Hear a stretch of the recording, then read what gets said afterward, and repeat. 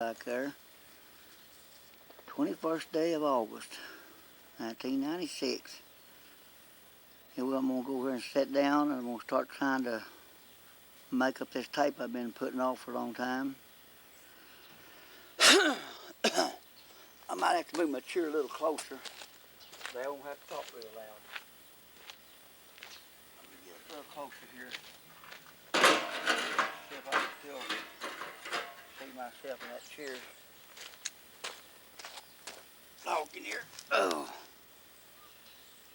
I guess it'd sort of be like, let me see it. The camera needs to be up a little bit in the front. Put a stick here in the front, see if that will raise it up. Yeah, that way you can see my head. I hope. See, I'm sitting down. Yeah, that should show me all pretty plain. Talking here. Okay, ain't nobody around but this me. This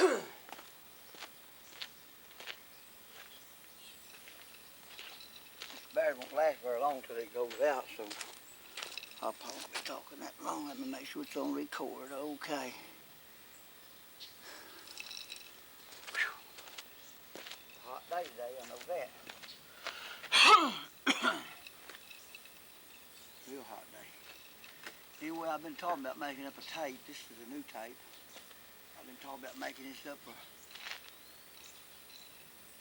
probably about the time I get started. Somebody will drive it up, but if it does, I'll stop it.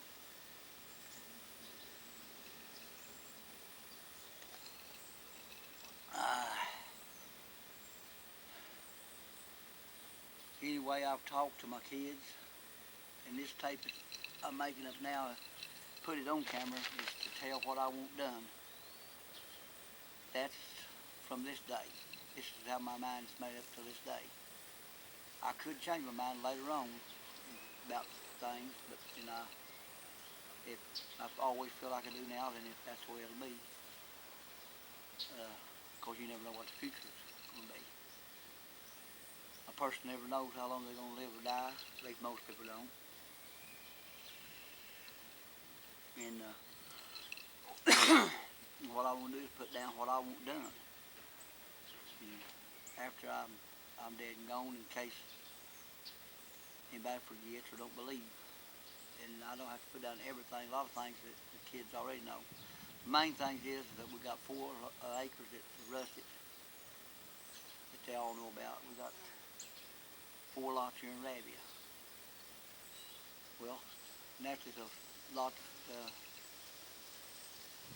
Sullivan's lot, I'll say, out there. The lot, his house and stuff is on, and everything's on his lot, except for this house right here, the one Sue used to live in. That's all his. And his pickup truck and a lot of other stuff. Since I bought the Chevrolet truck, I told him I was going to fix up the 52 for myself if I live long enough. And at that point, I'll have to make up my mind who I want to have it after that. But if something happens to me before I fix it up, it still belongs to Son Lynn. And if he don't fix it up, and I just hope he will keep it in the family. Because after I'm dead, all y'all will watch this tape, and you'll know that I'm saying what I'm saying, and I mean it. Not drinking, not nothing. Head's pretty clear, I guess you could say. And I'd like, if he didn't want to fix it up, I'd appreciate let one of his brothers have it. He can sell it to him, which I prefer that he just give it to him, whichever one wanted it. If it means he's got no money in it, but that'll be left up to him about that. Hopefully he'll do the right thing. I'm hoping everybody will. First of all, the land, I don't know whose name I got it all in. I have to get the titles out and look at them before I know. If I knew who I want to have the land in their house and stuff, and the only reason I put so many names on each title, that was just to protect the one that actually owned it. And I guess I'd start with the last 2 lots I bought. I'd say they'd be on the south side. South side of, this is, anyway, everybody knows what lots I'm talking about. It's one Bubba helped us pay for. And that's like I say, I'll say probably don't know how many times through this tape, unless I change my mind, then that's the way I want it to be. Not only do I want him to have one lot, I want him to have them both to build on. But of course, I've already talked to him, explained to him the land can never be mortgaged or put up or whatever, because that's why I got other kids' name on the land, to keep it from being done that way. I want to leave them behind something nobody can take away or talk them out of. So them 2 lots of sale will be his, build on someday if he wants to, or whatever he wants to do, about, as long as he'll use them for that purpose. And he ain't here or whatever, then we'll use them, or anybody else can, just for whatever they want to. This front house here and this front lot, I can't at this point say exactly who'll get this. And I know for a fact it will be Glenda's. It'll be Glenda's as long as she's alive. I don't know who'll die first. Nobody does, but the lot, the trailer is on Sunland's lot, just barely on Sunland's lot. And this front lot out here, of course, will be clean enough room for anybody to live and have a good yard and everything. And we don't need to move the trailer. It'll be exactly like it said at this time. And we'll just have to wait till later on about that. And of course, if I die before Glenda does, and then at this point, I feel like it's up to her to make up her mind who she wants to have it. Her and Sue together, I guess you could say. I could sit up and predict what could happen, what they would agree on, but I'd just be wasting my time because I really don't know what anybody will do. And anyhow, the 2 acres, I'll have the 2 acres and the house over there at Russet. Then Amanda's the baby of the family, and she'll probably be the last one to be at home. I would prefer her if me and Sue was to happen to get killed or die or whatever. And I've already told her I prefer Amanda to have that house and at least 1 acre of it. Or for that certain both acres, it wouldn't matter. But they will be, after it's paid off of it, if I live long enough, which will be about 2 years, a little over 2 years from now, it will be several more names put on it to protect her from losing it or some man con her out of it. That's one thing I can say without, I guess, making men or women mad, because I got boys and girls. I protect them all. And there's women out there that'll run a man. There's men out there that'll run a woman. That'll take them for everything they can. And it ain't something new. It's been that way, I guess, ever since time, for I know of. But to me, it seems like it's a little worse for now, but I guess everybody said that at one time or another. And the old 55 Ford at this point, I've given it to so many people, I'm just going to have to leave it like it is for the time being, because I don't know. But of course, the rest of them know. 56 Ford belongs to Murray, pickup. Like I said, I know that Murray, Carter's out of the motor and transmission out of the Mercury to go on into his Mustang, 65 Mustang. Murray has got the Mach 1 Mustang, which is his, everybody knows. All the 70 models belongs to Murray on the pickups. 64 Mustang, it belongs to Carlos. The Studebaker pickup belongs to Carlos. And the school bus, I don't think I've given it to anybody, the 39. I think I've told Sue I'd leave that up to her, to give it to whichever one she felt like it'd be most apt to be, take it and keep it, not just to take it to sell it. And a lot more. The 51 Chevrolet I got over there, car, I might end up selling it later on. I don't think, I'll give it to Murray at this time being, but later on we might sell it. There might be a lot of this stuff that we'll sell later on, but and then I'm thinking now, in case something happens to me in the next year or 2 or whatever, 6 months or whenever. That's what I wanted at this point. If later on, if anything's to be changed, then I'll take this same tape, then I will change up what I've already said into something different. Not that I'll be a lying, but people can change their mind. That's what it's called, a lot of it. It's changing your mind. It can be done. I do it all the time myself. But my mind been made up a long time on all the land and stuff. I wouldn't put it in everybody's name like I did.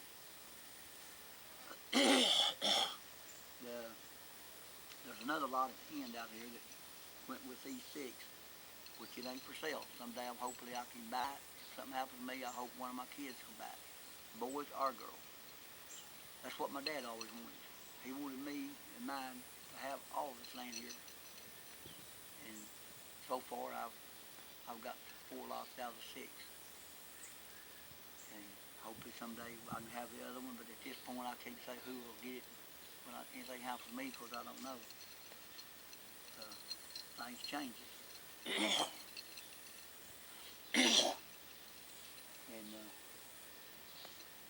like I say, the 2 acres at Ruston, in the houses, everything on 2 acres will be Murray's and Carla's, first 2, and the other one it'll be probably Amanda's to herself if she does like she's supposed to. But the boys, there'll be 4 names put on it if I live till it's paid off. There'll be 4 more names put on that deed. But not for them to take away from her, just to keep her from losing it. Again, I'll say. I'll probably repeat myself several times on this same tape. It's not because mine ain't right. Mine's right, but I guess I want to make it clear. And that's the way. If she don't live there or whatever, then of course the boys is there, and then it'll be up to her whether she wants to live in the house. But that is after Sue's gone. I mean, that's not before. If Sue's still alive, then it's her home until as long as she's alive. And I only say what I want her to do. Hopefully she'll do it, but if she don't, won't be nothing I can do about it. But everybody will know what my wishes are. They can't sit back and argue like a lot of arguments I've heard since my dad died. He said this and he didn't say that, and on without me getting into all the details. Sue's camper over there, and actually, I'm not going to give it to no certain person. We've already put this out here in son-in-law's name, so if I die, then the person I guess it would go to him at this time in life. The one that Rusted, I can't remember saying who I wanted to go to. All this. And I'll also leave it up to Glenda. If she outlives me, then she decides she don't want him to have it, and that's fine too. I'll make it real clear that as long as I'm alive, I'm going to be the ruler and the owner of all of it, regardless of what the kid says, regardless of what anybody says. I'll put that down on there, just where people will know I am still in my right mind, because they do know that's the way I am. But I've seen so many people that passed on that so many changes are made. I used to think a long time ago, after death, I would like to see what was going on, but I don't no more.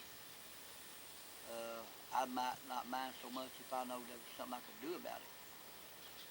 I don't feel like there's much you can do about it after you're dead. And so, hopefully, when I die, that'll be it. I won't ever remember nothing. There's times that I feel like I'm going to live to be 100 years old, and there's times I don't feel like I'm going to live out today or to that. Only 57 years old, I should live a lot longer, long time. That's going to be depending a lot on me. I know that. And same times in my life I didn't care where I lived at all. The same times I did. I guess everybody's at one time or another feels that way. Anyhow, Glenda's got her picked up, 81 Ford, that I fixed up for him, got for him and everything. And like I said, if I die first, then it's going to be up to her and Sue on their own personal stuff, where they want it to go when something happens to them. They might make up a will, they might make up a tape, or whatever. That's up to them about that. Like I say, nobody knows. If I happen to outlive both of them, which I doubt it, and I would, I don't even know what I would do. I really don't. And I can't remember exactly when, but anyway, I told Sue, she knows about it. Might be the only one knows about it, but I already told her who I wanted to have this pickup I'm driving now. It's 86 Ford pickup. As far as I know of, I'll have it till probably as long as I live. I don't know. told her that I wanted Murray to have it. And I wouldn't have said it if I hadn't meant it. She knows it, he knows it, and I know it. And now, whoever listens to the tape, they'll know it. I'm satisfied if this tape is played after I'm dead, that there's going to be some of my kids going to get mad. There's going to be some of them might not even want to come to my funeral, but if they don't, I'll be up to them. I'll tell them then like I tell them now. Do whatever you want to do. And, I love all my kids. And I'm not going to say that maybe I'm a little partial to one here and one there at this time in my life, because I guess I am, but I don't see it like other people see it.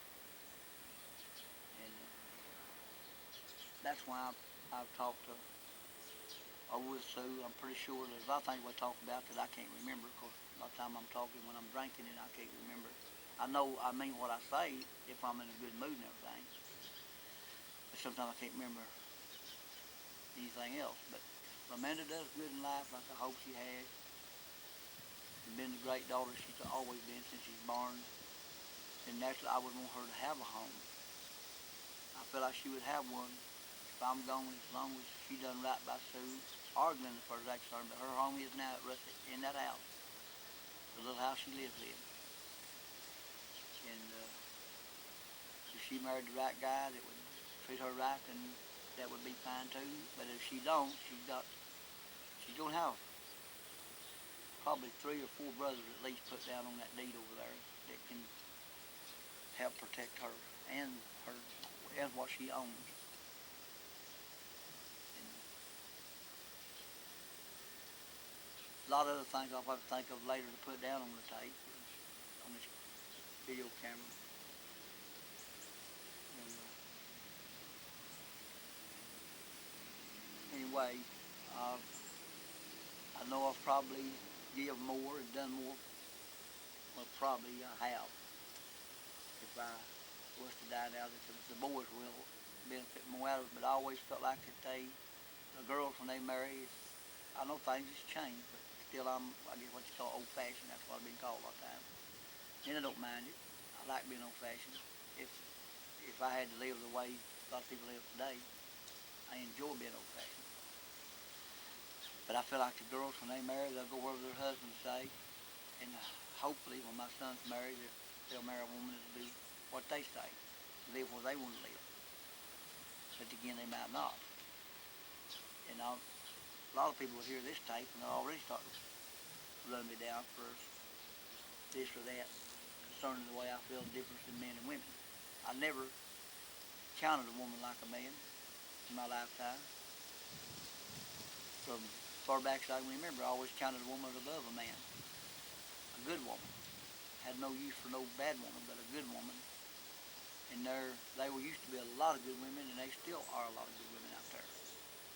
If a person don't want to jump in there and marry the first person that comes along. Boy or girl, there's a lot of good men left in this world. And there's a lot of bad ones.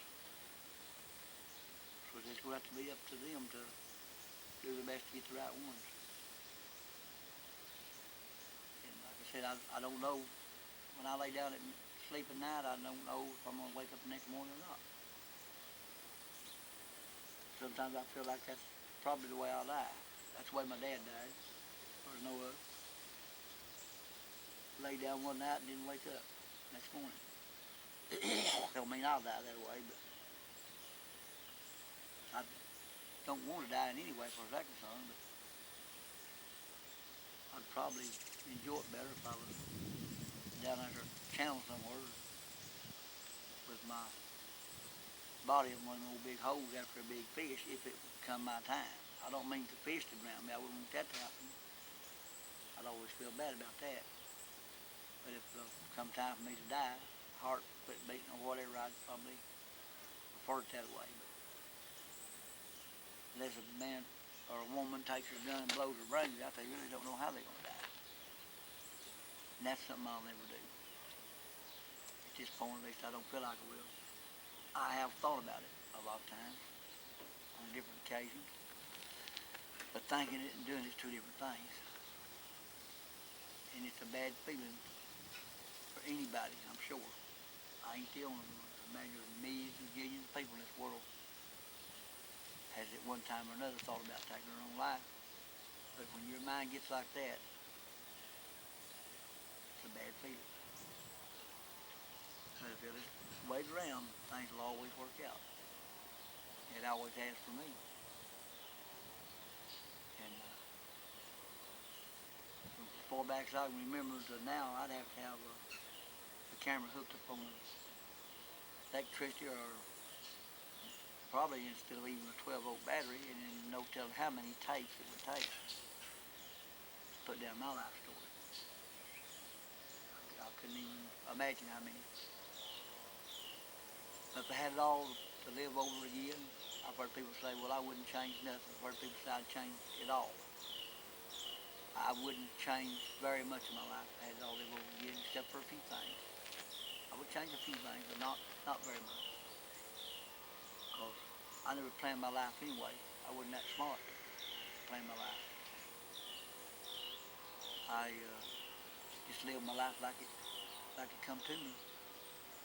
So I wouldn't really know why I would need to change anything. I've had happy times in my life. I've had some sad times in my life. And probably will always have. The only difference is now, back when I was younger than what I am now, I seem to handle it more. At least I feel like I do, but again, somebody else in it, maybe I don't even handle it as good. I ain't real sure.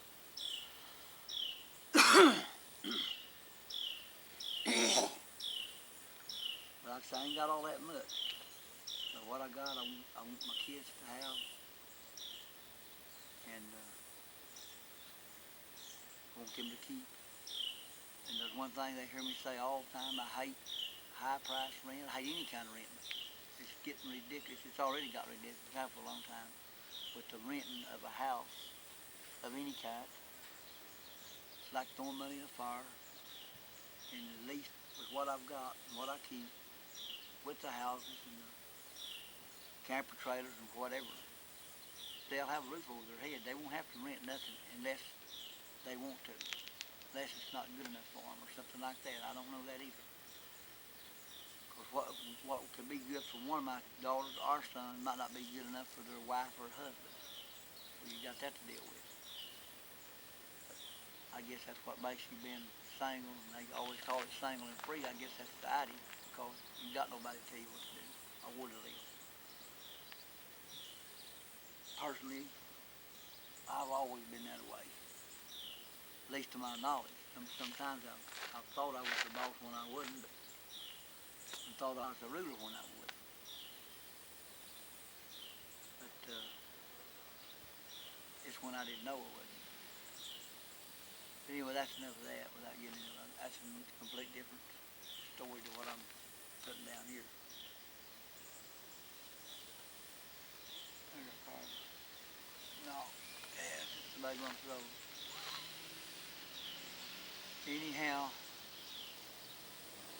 years ago, I can't remember making but one promise that I'm going to have to break, and that's the promise to my dad that I'll be buried by him.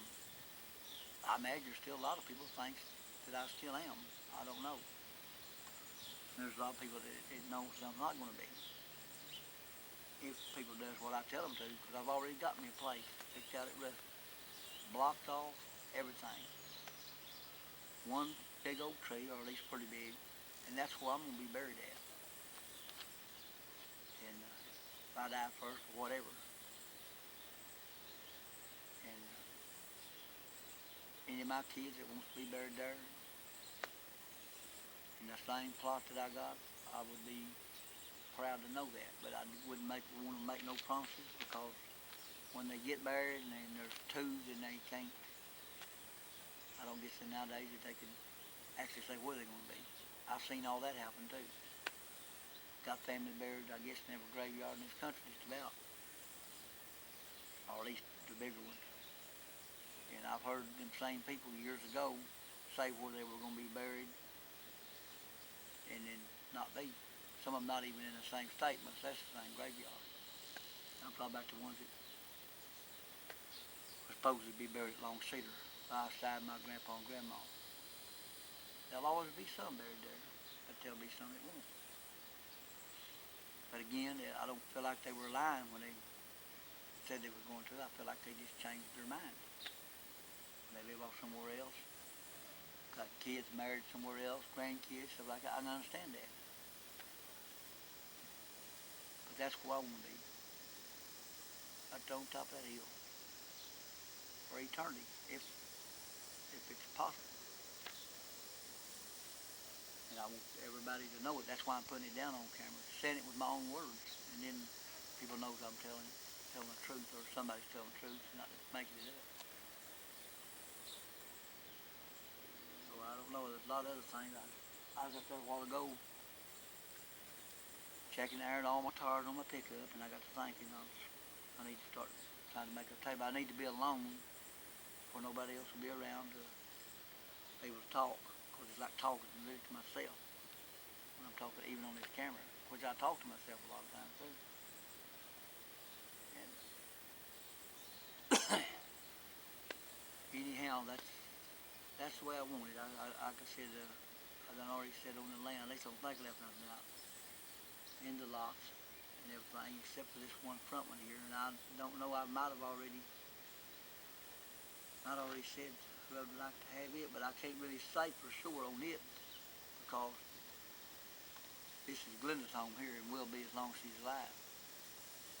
If anything happens to her, this happens to her, before it does me,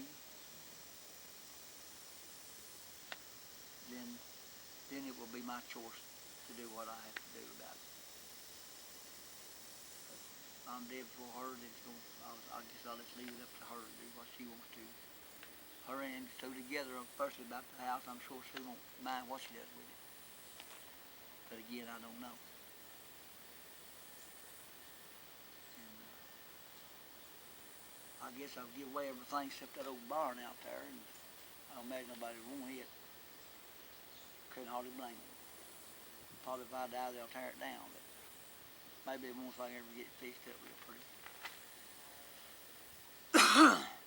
And I got a lot of work to do up here around this old house this winter. I'm going to get that done, took care of it if I'm still here. And I got plans for the old house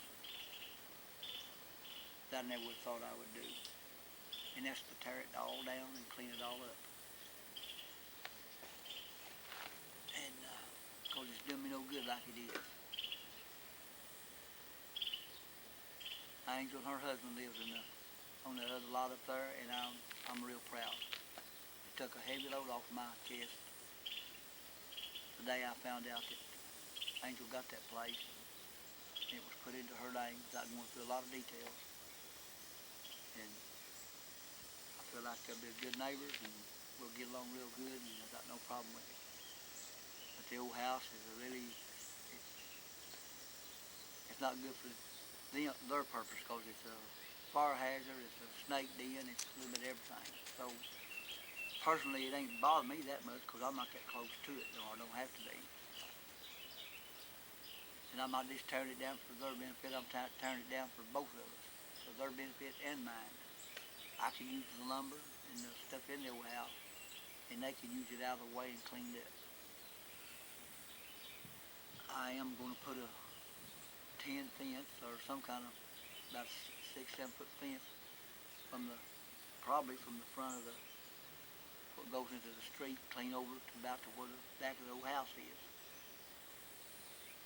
And now just make it more private for them and some people from the road, whoever's seeing all the junk I have down in here, which I've got this looking a little better, but it's still got a lot of work to be done. And even when I get it at my best, there's going to be some people who think it's still junky and whatever, because if they don't like an old car or whatever I got out here, and I do, and it's junk to them, but it's not to me. But anyway, I'll talk a little there, and then I thought I would, and anyhow, I might have some more, I know I'll have some more to say later on, especially if I gain anything else. The lot out there on the corner, I sure would like to own it in the house, and don't want to have no desire to move in it. Well pleased with where I live, but just like to see it in my family, and I'm not mean just in the Beasley family, I mean me or my sons or daughters, put it plain as that. There's another request that I've already told. I know I've changed up my mind so many times, but I know in a funeral, everybody wants it over with as quick as possible. I know I've been to a lot myself, but I didn't particularly want it to last a long time. So I figured three songs to be played at my funeral, if they can do that without any problem. If it is a problem, of course, I'll understand, I'm sure. Well, I'd have to understand, right down to it. But anyway, I do want the one that everybody knows. I guess everybody, most people, and that's George Jones. But Patrick, I guess him singing both songs. And one of them is uh, Don't Send Me No Angel. I want that by, it's out by, I think, two different people, but I want George Jones to be the one, the singer, not no invitation. I want the man himself on a tape or record or whatever kind of music they want. It and He Stopped Loving Her Today. I've played that song a million times, well, both of them. Waylon Jennings singing Precious Memories. Those three shouldn't be too hard to put down. At one point, I had a song picked out for Hank Williams to sing. But I could add in that song, but still again, that'd be four, and that'd probably be too many to play. So I'd rather have the first three I just named, unless I change my mind later on. I'm bad about that. But if something happens to me, the dates will be on this tape, and this is what I want, and this is my wishes. And it's also my wishes after I'm gone for my kids all to do their best to get along with each other. It's the best they can. And that will be, if there's any such a thing as a spirit at rest, then that's when I'll be at rest. Knowing that they're helping one another and get along with one another and sticking together through the good and the bad. Because all of us are going to make mistakes. We already have. I've made so many I couldn't even count them. But everybody will. And you can't disown somebody just because they make a mistake. I've been disowned a long time ago by a lot of people. Well, I'll go ahead and cut this off, and later on I might think of something else. But got a lot of old junk cars down there in the junkyard. I just name all them things off. And the person that ain't blown anything I ain't already named off, which is the Mach 1 Mustang. I know Murray's is in the junkyard, and then the old pickup that matches his old 70s. And for the rest of them, they can be parts for all the boys, just to use or sell parts of them, give them away, whatever they want to do on that part. And hopefully they'll do the right thing.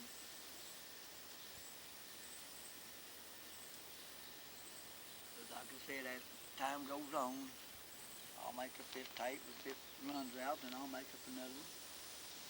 And I'll always have them in a place that they might even make copies. I probably will. I'll probably get through one tape. I'll probably make a copy, have two copies, in case one gets lost or a house burns up or something must happen like that. Accidents can happen. Okay. There's Bender's dog laying underneath the pickup, asleep. Everything's quiet.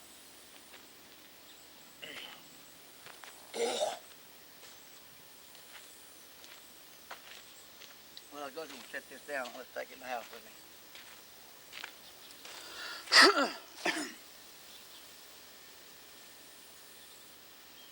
me. Well, see, I started about 12 after, and it's 2:45, so what would that be, 30, 40, about 32 or 3 minutes, I guess. Then I'm about to recharge my battery. Okay.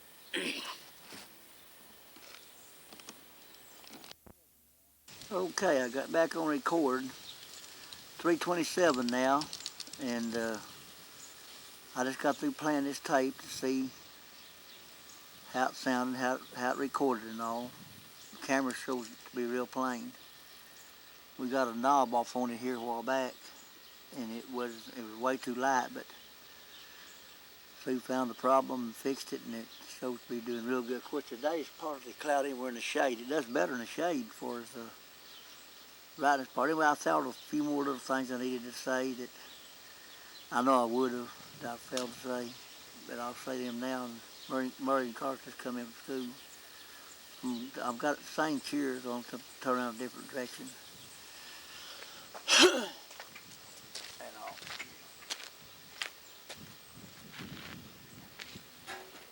I'm gonna get a little closer. That way I don't have to talk so loud. I believe people will see me there. I need to be where you see me. Yeah, that'll do it. I'll put Murray's pickup there in the background. Means he's got his rims all shiny. Mine shine like that. Anyhow, yeah, what part I forgot to say, which everybody knows this too, but anyway, I forgot to mention that on the old cars that rusted. It's a 1960 model Thunderbird, does belong to Bubba, which has for a lot of years. The 60 model Buick does belong to Bubba, and that's been a lot of years ago. And I forgot to mention that I want, on my tombstone, I want all of my children, all of them, all 17 of them, 9 boys, 8 girls, wrote on the back of my tombstone, which I've told several people, but still again, I want to be heard from me. Something. Oh yeah, the 44s. I didn't forgot to mention. I got all the guns. The boys just have to know. I can't name them all off because I got so many. But I did give Murray the 44 years ago when I'm dead and gone. And I did tell Sonny that he could have the 45. That's in the pistols, and I think y'all give him a little. I don't think. I know I'll give him a little Dillinger gun. About that long. At least I measured it. And I was trying to think of something else I left out. Oh yeah, the boats. All of the boats are in the boys' names. Now, which I've got. Let's see, I got 1, 2, 3, I guess 4 boats. That is, it starts and runs and goes. I don't know how many of them I'll have later on, but the big boat I haven't personally given to every one. I guess just say it belongs to all of them, and they all use it later on. Oh, dang it. Bees like to stung me. But anyhow, man, he got off the bus. He's coming down here. I about give up on you. I thought the bus run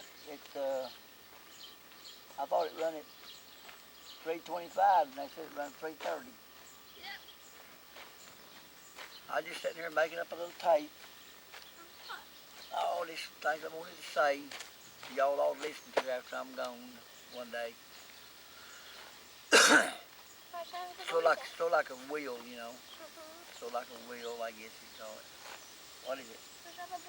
They're in the house. They just not got here. Yeah, they'll be there in the house. Well, your dog's on the camera. I was pointing back while I go point back the other way. You had to pick up there, and the dog's in there. I need to pick up. I was going to make it up. I've got a few things I wanted to say, and there'll still be some more things I want to say on this tape. I talked 35 minutes the first time, so I'll think of more things as I go along. Just put down there. So if you don't go in the house, now I'll see if I can think of something else to say. Okay. You know, I've set you up pretty good on this tape. You'll be in good shape.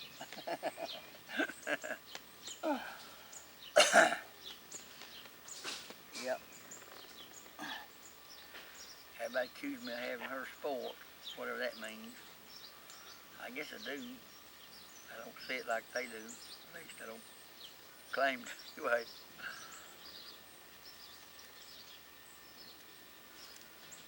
Well, let me think. I was thinking something else in there. As I was watching this tape, I was thinking different things. I wanted to make sure to put it down on there and all.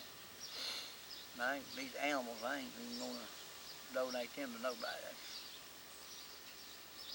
So whoever they belong to, whatever they do, what they want to do about that. Turn them loose or keep them or give them away or whatever. But lived here in Ravi a long time, a lot of years. Can't remember exactly when. My granddad moved up there, and my dad, but it was a lot of years ago, somewhere in the 60s. seemed like 66 or 7 when my granddad moved up there, but I ain't real sure about that. But it had to be somewhere in that neighborhood, I'd say. Maybe 66. That's the first year I got into all the big hay hauling. I hauled hay for a lot of years, but that's when I started with several trucks of my own in 66. So it seemed like it's either fall of 66 or maybe 67 when my granddad moved up here. I know he moved to Raby, pretty sure in 66. Down there by the Keymaker, or used to be. Well, let me think of something else. I was going to say I brought the cars, I brought boats, and Bubba's 2 cars, the main 2. I might even give some else away. I can't remember. See, I got those lined out on the hill over there. Can't really think. And the International Hay Truck, yeah, the 52, I give it to Murray too. Might be my magic. That seemed like I was giving him a lot. But anyhow, I remember giving it to him when I got it. I'm pretty sure I did. This 55 out here, I ain't sure who I give it to. I just have to think. I might have given it to cars. I might even end up selling it later on anyway, that's 55. Or that 52 is one really. But anyway, if I don't, I ain't real sure about that. Whichever one says I did, then I don't know. I know we was getting it out here. For some reason, it seemed like I asked Carson if he wanted to catch it, I believe, but I ain't real sure about that. But he'll remember if it is. Let me think here.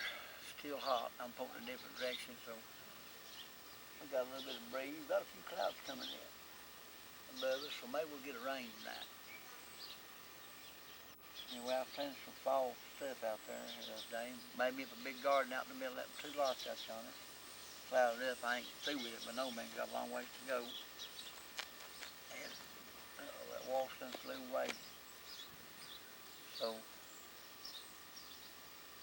anyhow, I guess that's all I can think of for now. I'll probably think of something else I missed. Oh yeah, the gun, which everybody knows that too, but still I got Bubba's a gun. It's 22, I think it's a 22 Magnum. Anyway, it's all silver mounted, I'll call it. I don't know what the stock is, but it's a real beautiful gun, and that naturally is his. He knows that. It's already his, so it ain't after I'm dead, it's already his. And bound to be a lot of other things I just can't remember at all. That's why I'm trying to start to figure I better start trying to make it stable while I can still remember what I've done, what I ain't done. Or give away what I want things to be. So anyway, these tapes here they make one whole tape is 2 hours. I probably will get everything on a 2-hour tape. Then I'll make, I'll make a copy of it.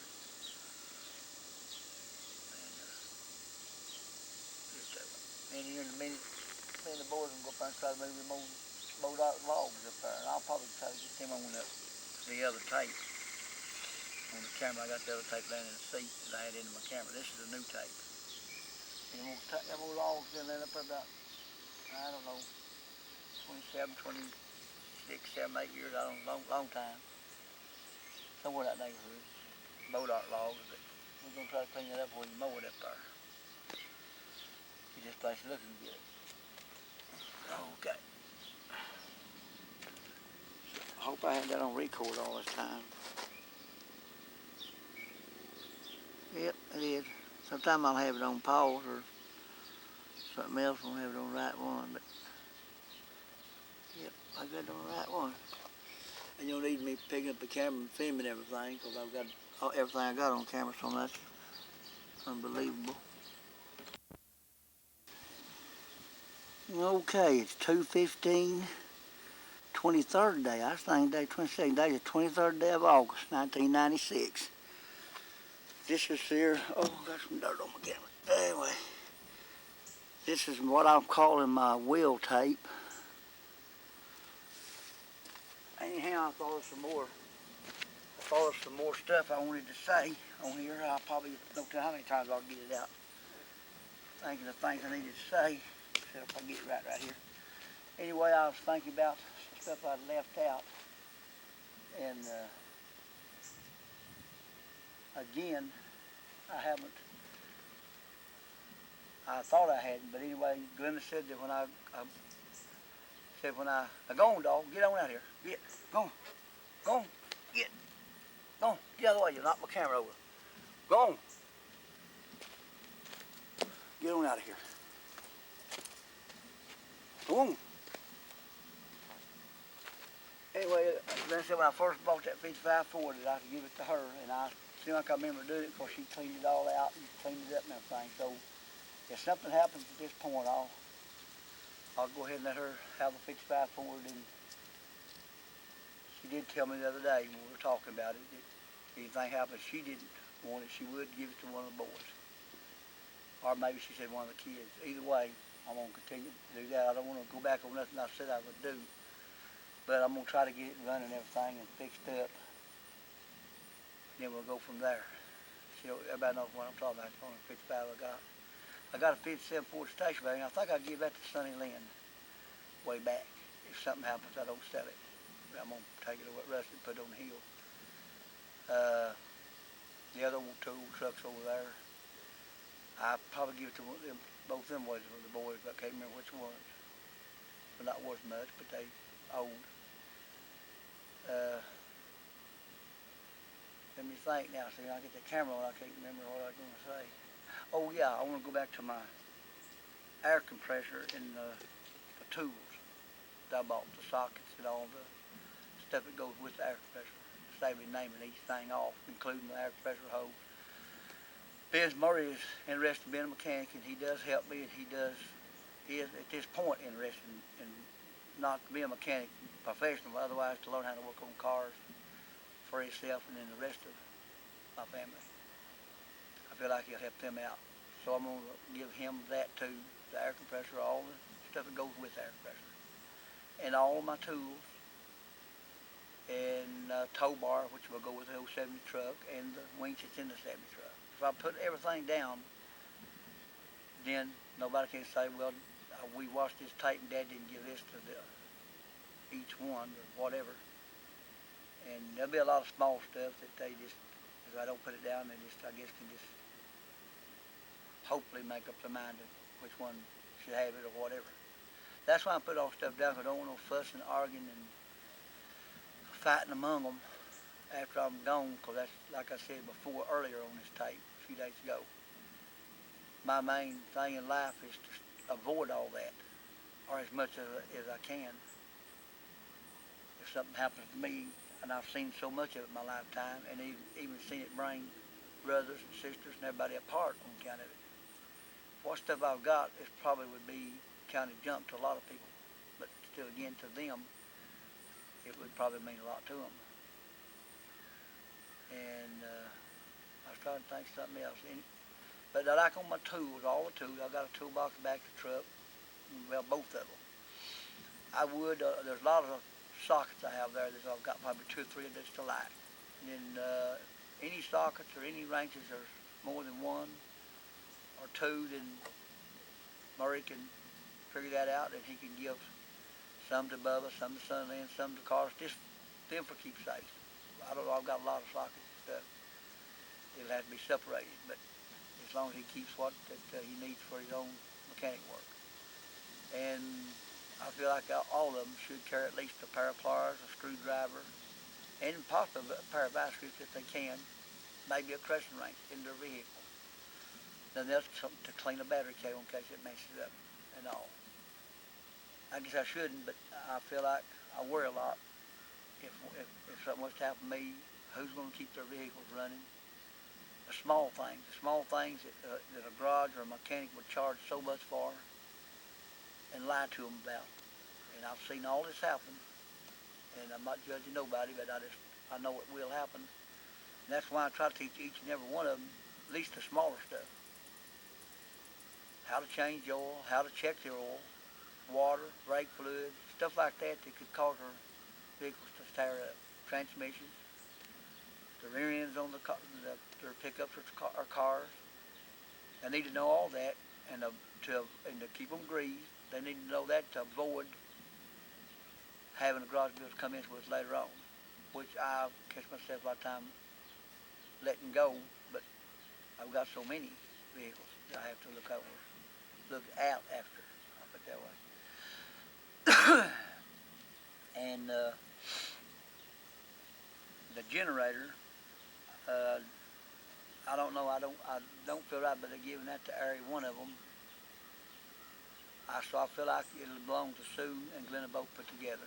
And if they want the boys to use it, that way they can save a lot of argument over that. They can, if they camp out or have a place they need to use it, then they can agree to let the boys use it.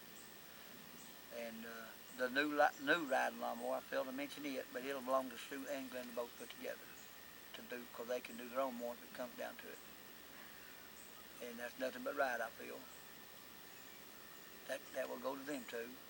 Now I've got some more old lawnmowers. Here's what I'm gonna do. I got three that ain't running. Okay, I got one old antique lawnmower that Leonard sold it to me a long time ago. I think he got give something like $20 for it. It started, run, everything. But he said at the time it needed a belt, if I ain't mistaken. But it sat out there in the weather for so many years, the motor's locked up on it, but it wouldn't take much. I might even get it unlocked myself someday.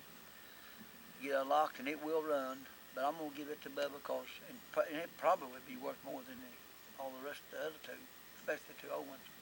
Then I got one big yellow lawnmower out there that needs a belt. I started to say fan belt, but it needs a belt, cutting belt. It needs rings in the motor. A few odds in. If I don't sell this stuff, then it can be carlesses. And then I got the little red 8 horsepower mower that I'll get it right here in a minute. That Murray was fascinated with from the day I bought it. I think mainly because it's so fast. And it needs, at this point, it needs a belt on it. And it's the one the chain will jump off if you back it up. As long as you're going forward, it works real good. For how long, I don't know. But I'll give that to him. That'll be his. If I don't sell it between now and then, I doubt I will. And let me think. I don't know. Like I said, that old Studebaker out there, I can't remember. I'll give Murray one international and Carlos the other. So I'm going to give, I'll just say the international and the Ford. I'll give Studebaker right here. This old Studebaker truck. If it's still sitting there and I'm gone with it, I'm going to let Sunland have the Studebaker. And I'll give Bubba the 49 Ford. Because he's really, I guess they strictly a Ford man. So I feel like he'd rather have the old 49 Ford is the 50 Studebaker truck. These are hay trucks. Used to be old hay trucks. They might not never want to fix them up. They might just want to pull them out and clean them up and set them somewhere and look at them for the rest of their life. That's up to them. And I'll take care of any argument about that on that part. And all that other stuff too. I'm trying to get everything I can think down that I can. The 55, I'm gonna put tires on it one of these days. The 55 Ford and pull it out from where it's at and start. If I can ever get the motor where I can turn the motor over and get it started, then at that point I'll probably start fixing it up little at a time. But the motor started and running, and transmission, make sure it's working good. But it's been set up a lot of years. I ain't looked at the tag, but I think. Gosh, I don't know. I've had it so long I can't even remember for sure. I just have to go look at the tag. But it's been probably 25, maybe 30 years. I don't know. Long time since it's even been started. I can't think of what else. I got most of the important stuff down. I can think of a lot of things, and then when I get sitting down here to talk, I can't remember it. Anyway, it's a cloudy day, and we said we might get some rain. I hope we do. Sunland and Darlene just went to Ardmore to get Sunland's hunting and fishing license refixed up. Ink all come off of them, and they're gonna get that done. Today's Garrett's birthday. Remember that. I think anyway, they're gonna have his party today, Friday, so they're gonna do that. And let me think. Anyway. Probably more stuff I'll put on here later on and just talk to. That's worth something, I guess. Might be in years to come. Oh yeah, I know what I thought about a while ago. That little car that I got from our Stu asked for that her dad built. I'll put it that way and save a lot of talking to those folks around the car sitting over there at rusted. I'll leave this part up to Sue because her dad did build it and she did ask for it. So it's hers, but this is what I'd like to do with it if she don't mind. But she might have different plans. If she does, that's fine. But I'd like to give that car to Garrett. He likes that little car, fascinated by it, and like I say, she might decide that Sue might decide that she wants to let somebody else have it or something like that. But if she don't, and she wants him to have it, then it's fine with me. I feel comfortable with that. And the time he gets old enough to fix it up, it really would be something. Give him something like that to look forward to. It ain't all that much, but still, again, it's something. And at this point in my life, I would like to also and I mentioned before that I'd want Amanda to, if Sue didn't mind, before anything ever happened to her, to let her have the house and the 2 acres of land, because it all really goes together, or at least acre and a half, say, because the boys would probably need more room coming over. So we'd just say like maybe an acre and a half of it, and leave a half acre to go with Murray and Carlson's 2 lots. Acre and a half would be plenty. And on that acre and a half, there would be enough room to, on the other side of the house, or long enough where the bus is, or somewhere along there, to put a camper trailer or a little small house or whatever. And I would like for maybe years to come for Garrett to be able to build him a small house there, or put him a little camper trailer there, or a house, if he wants to do this. That would suit me real well, because he loves it over there at our place. He likes being there, and he's been all over it, I guess. And he seems happy, so that might make him feel good to know that this would be my wishes for him to someday put him a house there and live there. And like I say on this tape before, everything I say is just mainly is my wishes, and they can hear me say it. And of course, if nobody wants to carry them out, well then that's nothing I'll be able to do about it. But at least the ones that hears this, and I will make a copy off of it when I get through. And I know who I'll trust with the copy. I've got one I'll probably leave. Well, I ain't for sure yet who one will leave, either one of them. Well, I know where one of them's going to go for sure. And I got a sister that I trust probably about as much, if not more, than anybody in the world. I feel like if I send her a copy of this tape, that she will keep it as long as she lives, and she'll have plans in case something happens to her, that it will be returned to me, that somebody else keep, just in case. But me saying that, probably everybody that watches this tape, if they happen to watch it before it, they might not. I don't know. But anyhow, me and her have always been close, and she's always been honest with me. I've been honest with her as far as I know of, in every way. So if I give her this tape, or a copy of it, and somebody else the other one, and if the other one disappears, then she'll still have hers. And I feel like I do the right thing, 100%. I said sister, I shouldn't even have failed to hesitate to say her name, and I'm talking about Edie, that lives in Dallas now, or close to Dallas, or wherever down there. So there's no need in beating around the bush when you're doing something like I'm doing now. No offense on nobody else, but that's just the way it is. Without getting into any kind of details. And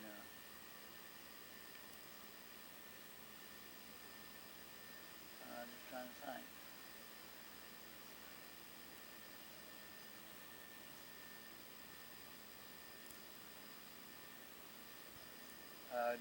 When you make it up what's called a tape or a wheel, you start naming names of the ones you care about and stuff like that. It takes a lot of taping that I don't want. As I let her, Edie, do keep this set of tape, I don't want to do it in no way to offend Wanda Sue. She's been a good sister too. Never asked for nothing in my life that she ever turned me down that I can remember. and all. It's just that I can't give it to both of them to keep, because it's just going to be one. And or two tape, but one that I'll keep, and I ain't sure about the rest of them. Getting them tell I might change my mind on that. I ain't made my mind who will keep the other one. Probably, I don't know for sure, but I'll probably leave it either with Linda or Sue, one or the other. It doesn't really matter as long as it ain't bothered or flew with, which, again, I can't leave it with both of them, so I just have to figure which one I'm going to leave it with. Okay, I'm trying to think of something else, but I can't. There's a lot of things. Anything I don't name down, I guess. Of course, like I say, on the camper trailers and stuff like that, naturally got propane bottles and all that would go with them. And then, of course, Soonglitter's got their own propane bottles to their grills they cook out on, stuff like that. I've got a lot of shovels I'm continuing to make up, and I'd like for all the boys, don't take Sue's or Glenda's. Leave them a shovel apiece and their rakes. Now, they know what's theirs, but I would, and any that's left, I would tell them to just pick them out one apiece and whatever, and put their name on it, and they'll have that too. But shovels is a good thing to carry with you too, especially if you out fishing and hunting. You need it back to your pickup. I guess I say pickup, or most of them got pickups, and really it wouldn't hurt to have it back of a car if needed. And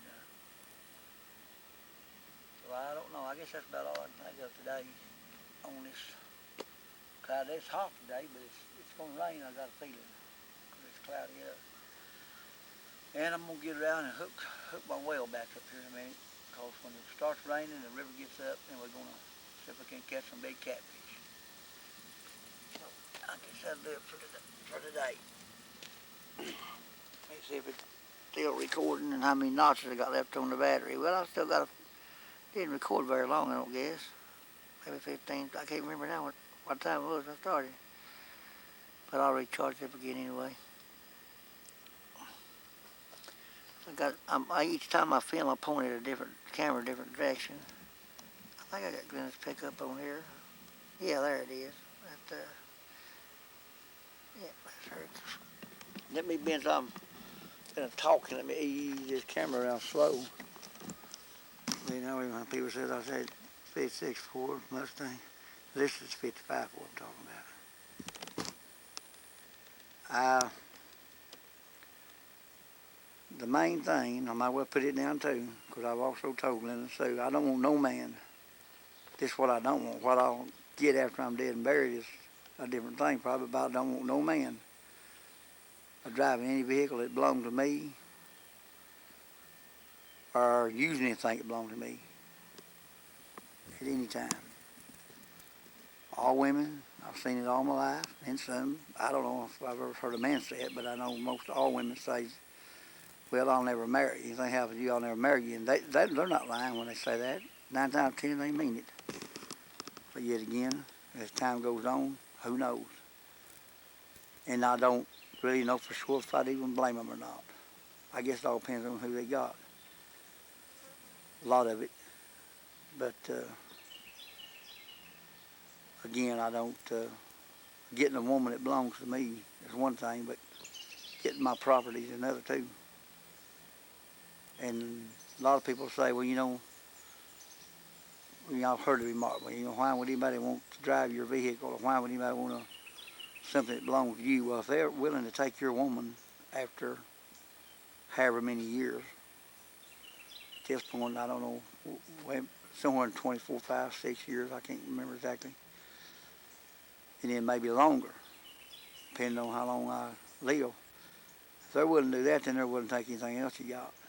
There are a lot of men even willing to take your kids if you don't have them, or claim them. Say, try to get them, call them daddy and all that stuff. Well, that's another story, but I don't get into stuff like that. And there's the old house again. Like I said, I didn't say that, but I will say on tape, if I owned that lot up there, the phone's ringing, then I would never. This is what I call my wheel tape here. I run out of tape from my other one. It's getting dark there.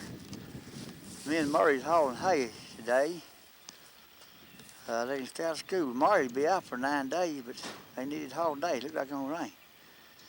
This is the 11th month, 22nd day of 96, in November. I've hauled hay this late. Let me draw that up there a little bit. There you go. He got 105 on. I got to pick up a limb off that tree. Hope he didn't knock one off. Guy went to get his tractor to move that old truck out in there where we can just drive straight through the barn. Good place to put your hay. There's the truck. We just got through hauling 2 loads to Highway Patrol up the road from me. Roger Lee. And 100 one time and 50 bell the next.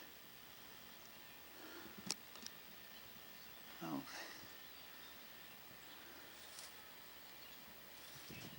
This is the old truck that got off of Edie and Rick's. Well, Rick's kin folks. I think Suzanne's name was taken off. Edie's sister's husband. Sure does run good. Changes all over 12-volt system. Whole thing runs just as sweet. Come in, goes right on slow to hay, and as slow as you want to go, or I don't run very fast out on the road. It does real good. Don't heat or nothing. Sure fine truck. And that's enough of that. Got no business hauling hay. I ought to be putting that down on tape here, especially a wheel tape.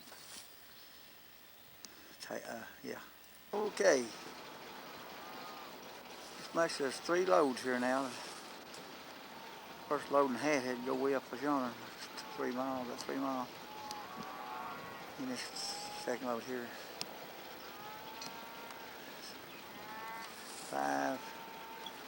Oh, this clock's an hour slow. It's actually 4:50 instead of 5:50. Okay, I got it on recorder, and I got it pointed right towards that chair where I usually sit. I got a few more things here I want to put out. I call this my wheel tape. Been making on it for, oh heck, I don't know, 96, somewhere in 96 I started. My memory's so bad anymore. Maybe that'll do it right there.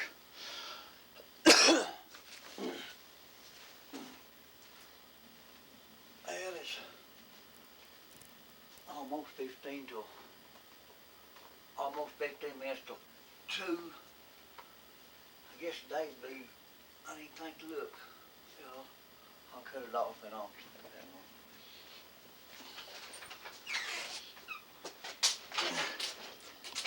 on. Okay, got it back on record. Sonny just got up. I just walked over and started to sit down.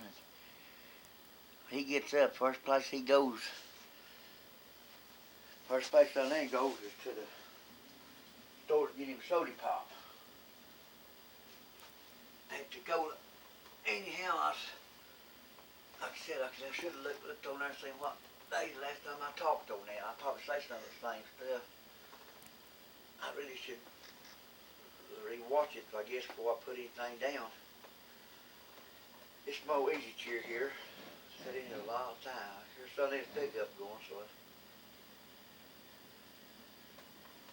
maybe it won't be too loud to be on the tape. Anyhow, what I want done, I've already told Glennon, I think I told Sue.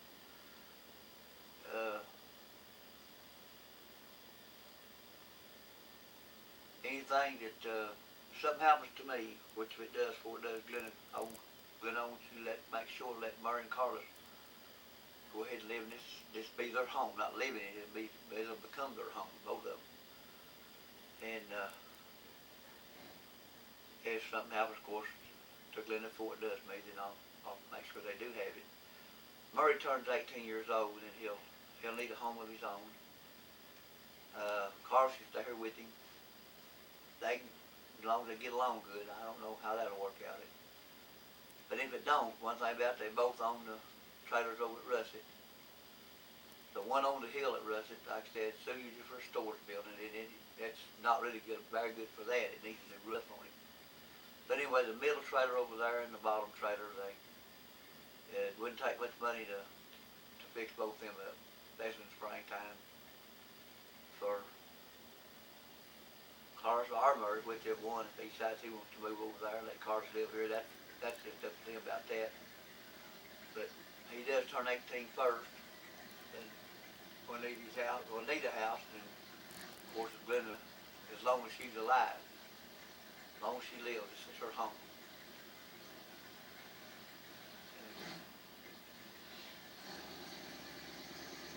And pick up, make sure it's a lot louder than that thing, probably right on the tape. But anyway, uh, I worry more so, I guess, something happened to me than my kids not having a roof over their head. Mainly, I worry more. I guess really I worry more about the boys because usually girls when they get married, they go wherever their husbands wants to live or gotta live or whatever. At least that's what I've seen out all my lifetime mostly. And I'm sure that if there's any extra homes that I've got that could be fixable, the boys wasn't used them. I'm satisfied out of if they would let their sisters, if they did need a home, they would let them live in it.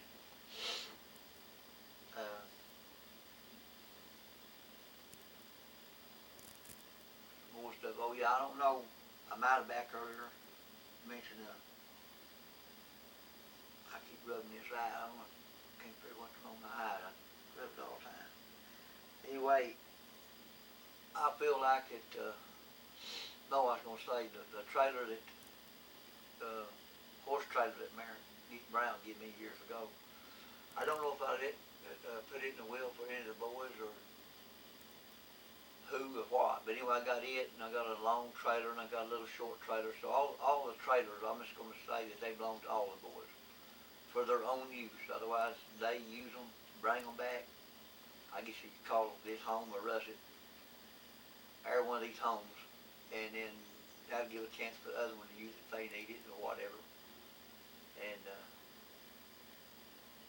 I want all the trailers. I won't pick out certain one or whatever because never each one will be used for whatever it's used for. Most of the time they did that. It's set. Especially the horse trailer. It's very seldom ever used. Same way with I call it the rabbit trailer we got out there. We used it, I think, twice, maybe 3 times. I ain't real sure about that since we've had it. I could probably, if we wanted to sell it, it wouldn't be worth much unless they were into some kind of southern rabbits or chickens or something they need to move. The other 3 would be something they need to keep, even if they very seldom need to use it.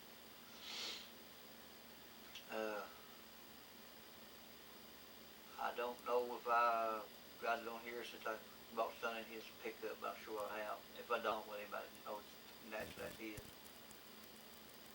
And trying to think of what else. And like I said, all the old junk cars down there at Russ's junkyard, that just I'm not going to pinpoint. I've already pinpointed some of them out, but I ain't going to go through them, but I didn't pinpoint out the ones that's just junk for parts, stuff like that, and they just belong all of them for their own use, not to sell or to trade or whatever, just for their own use. If they need it themselves or whatever.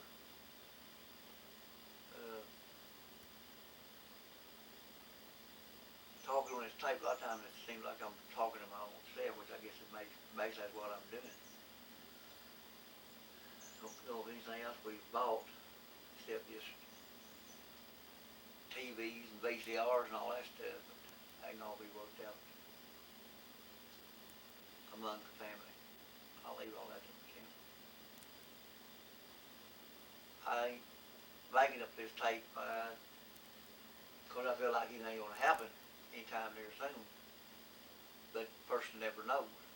Since I've started making this tape, right here, I'm pretty sure there's been several people, or some people I know of that's things that happened to them that they didn't think that'd be. Nothing happened. So a person never knows. I worry a lot about Glenda.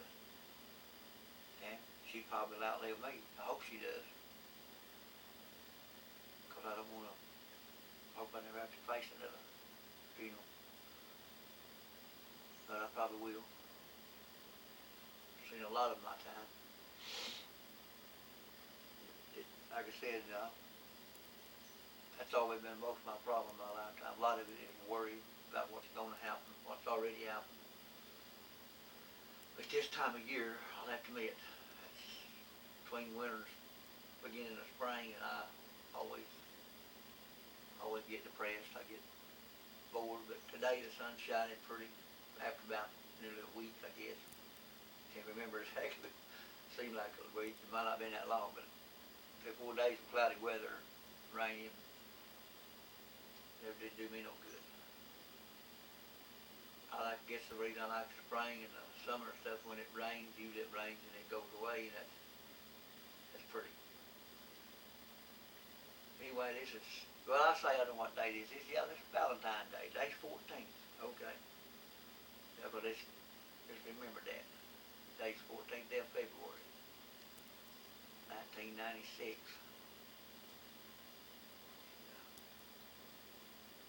Yes, Valentine. It's pretty Valentine's Day too. And,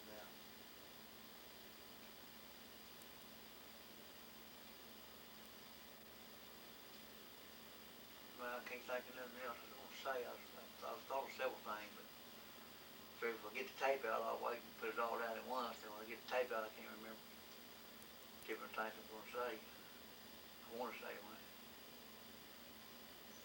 But,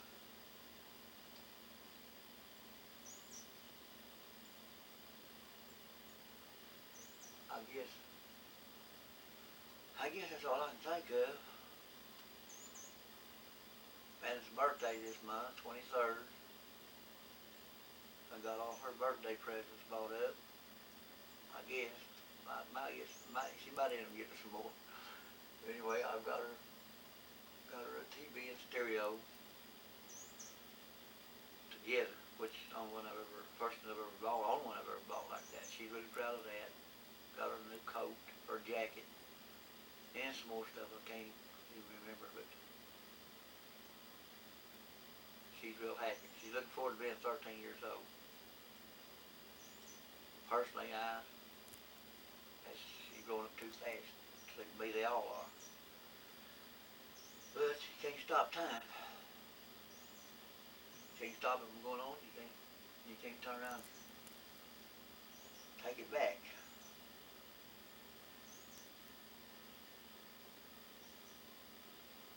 Times I feel real good.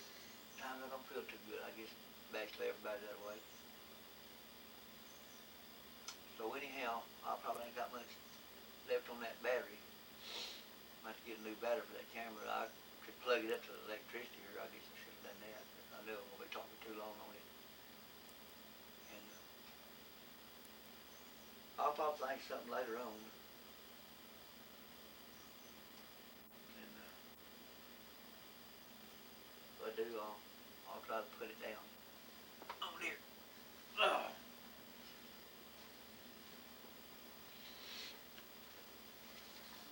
If I still got some time on it. Yes, it's supposed to be about the same.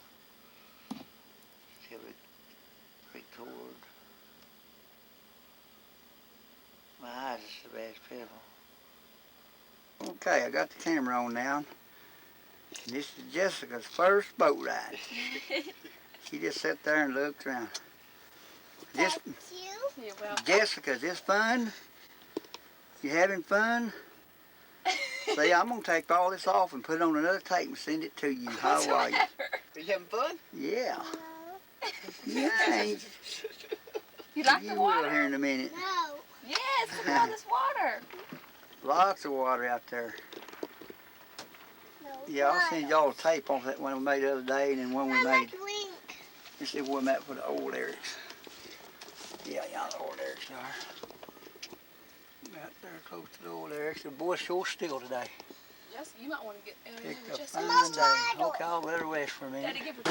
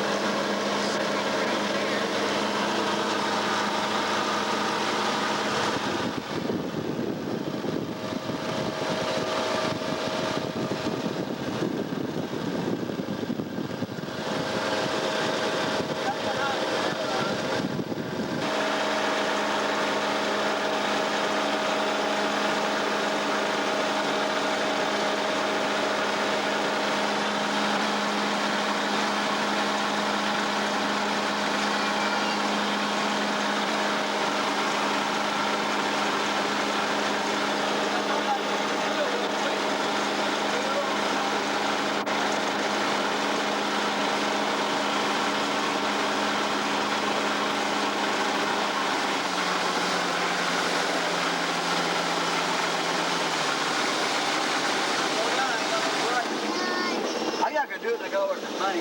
Yeah, I can jump out and stop the boat. You know, I can get it done after it started, but right now it's still going forward. As far as we go back, as far as we put it reverse out, as long as we put it both go back to island. They can do it. And then, Alright, fixing to bring her in. y'all give it a good push. Eddie and Dustin are gonna load it up. They done do it pretty good, I think.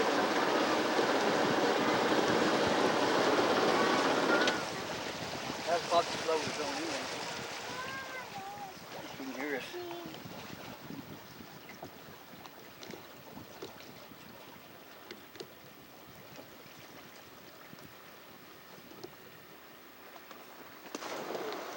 How deep that is. So you didn't get, let me give you the string. Here you go. Get it? Well, Dustin and Daddy are fixing to load it up. Let's see where Daddy. What? I don't like being on video. Too bad. So bad. Be quiet. So bad. Daddy Robin.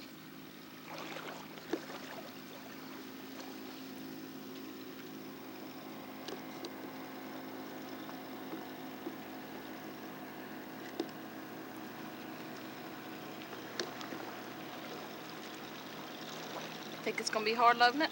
No, once you put that cranker on there, What cranker? little rope that comes down and hooks onto this thing.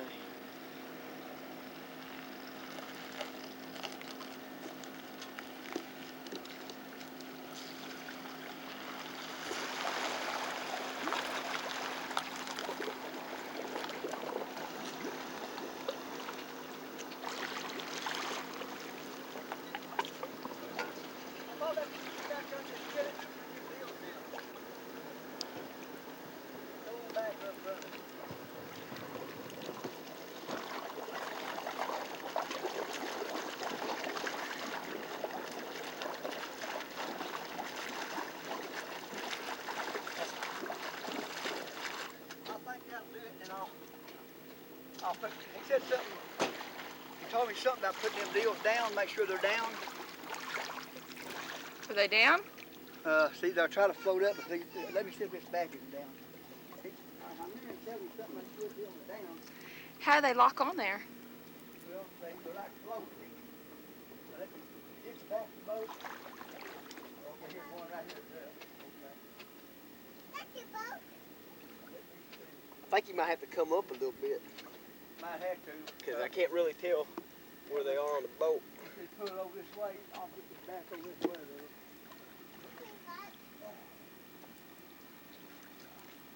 See, these things right here, I'll try to float up and to make sure. Well, yeah. If you get out over that way and I'll get out over here, I think you're right. You're lined up. We got a good steel bank for it. Now that should be lined, and then we'll go back towards the front. I can see Oh that one. yeah, that was. Right between them rollers. Got it? Right between them rollers, what they say. It will up a little bit too far, but still we might be just right. Justin, Yeah, no. it's gonna be up there. We might have to let it down.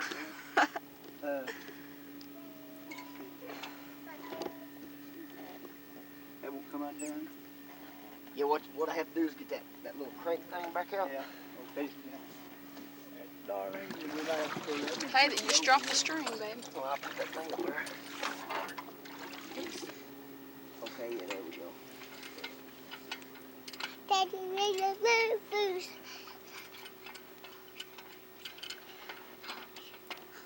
Mine, I could mash something and just and pull on it. Yeah, that's where this one should be. Yeah. Now see if it'll just thread out of there. Cool. No. Something about this down here. Well, we don't like much. I'm just experiment with that. There we go. Now you can drag it back. Yeah, there it is.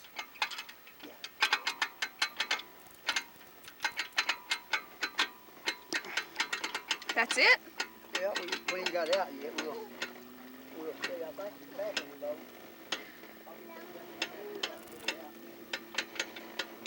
Just tighten up. Is it tightening up, babe? Yeah, it's tightening up. It's just this.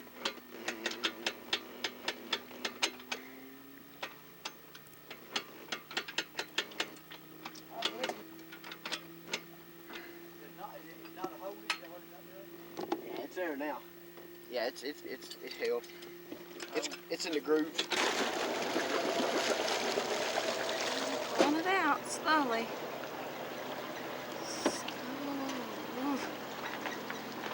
This thing don't fall off the tree. Yep. All right.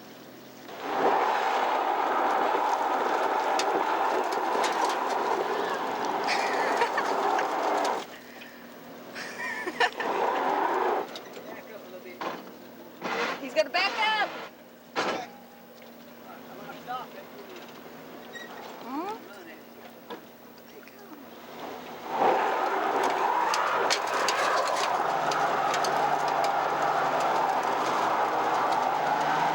Come push, come push.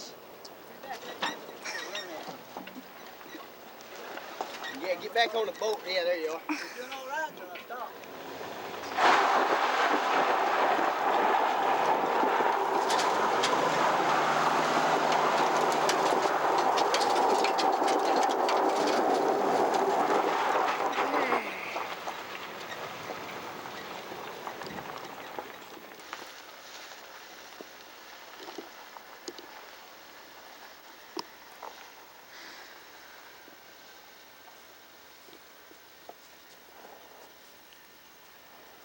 It was a little bit off centered, so just to be on the safe side, they're gonna Ready?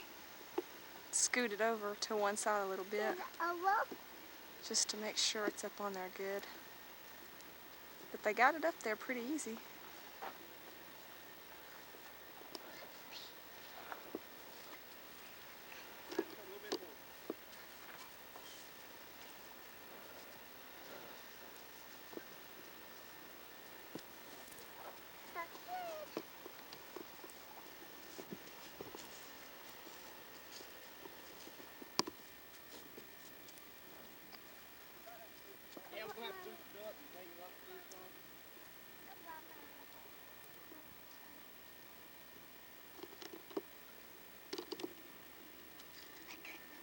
Look, Mommy. Look, Mommy.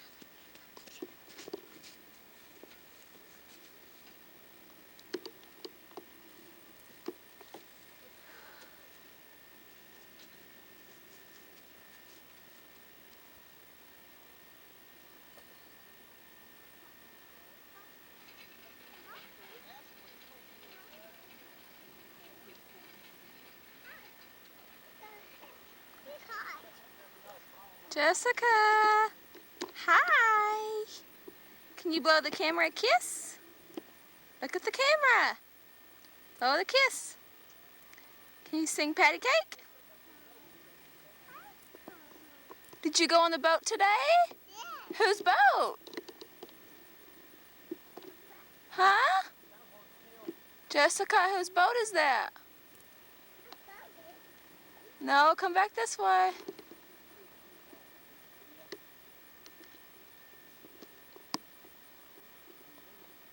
Want to get in the water?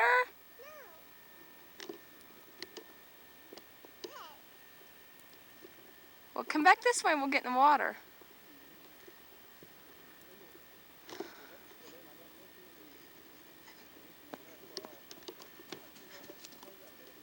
Oops.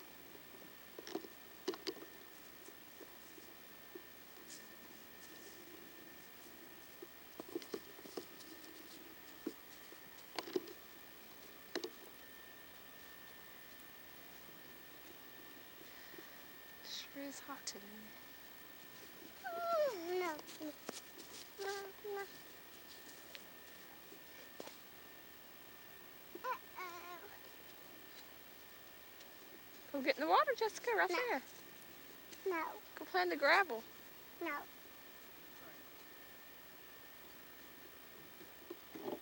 Then.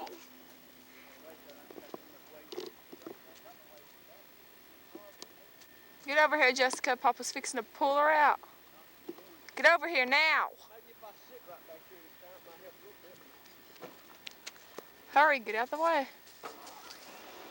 Here they come. Let's see if they got it on their level this time. Hopefully they did, because it's hot out here.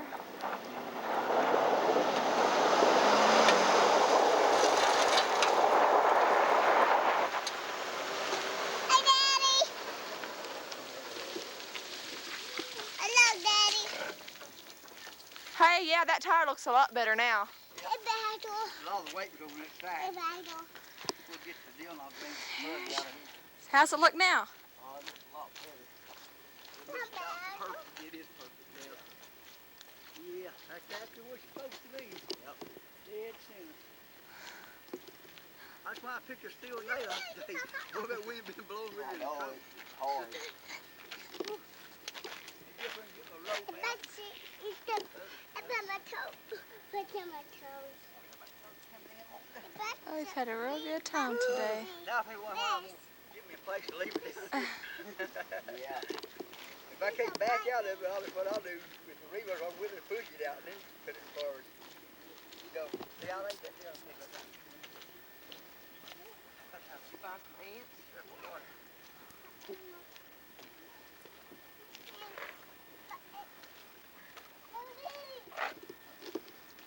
Don't throw her in, Dustin. I never did try my It's Jessica screaming her head off. You don't like that water.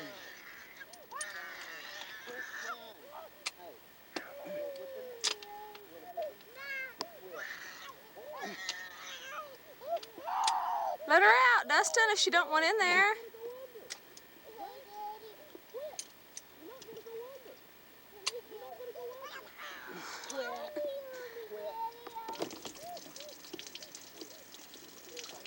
Because I'll let all the water drain out.